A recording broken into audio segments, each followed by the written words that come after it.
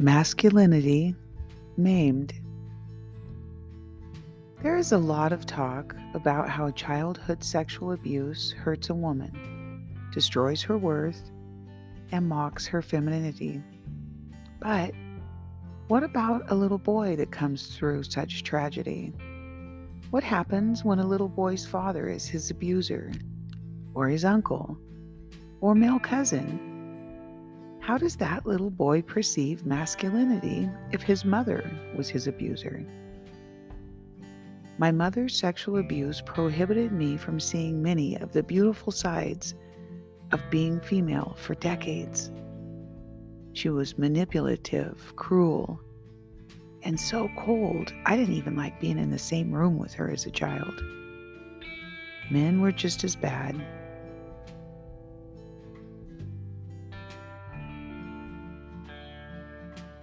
They were also cruel, cold, and succumb to any ruling their penis made. I know I hear a lot of rhetoric that rape is all about control. I beg to differ.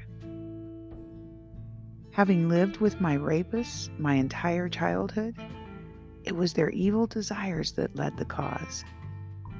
Pleasure brought on through control, not the other way around. How do men reconcile their abuse and build masculinity? I've watched the tragedy after tragedy unfold. My heart beats to help set the captive of sexual abuse free. How do we do that? I believe through very honest exploration, we begin to unravel all the pieces that keep us in bondage.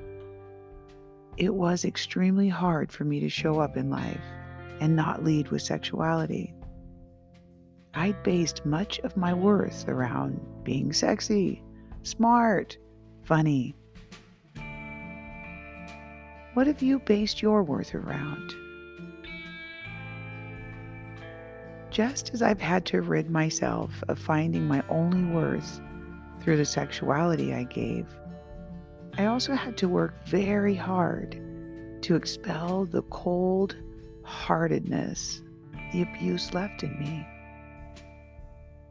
Hank Williams Sr. sang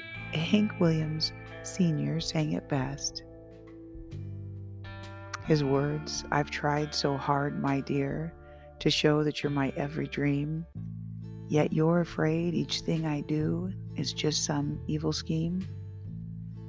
A memory from your lonesome past keeps us so far apart. Why can't I free your doubtful mind and melt your cold, cold heart?"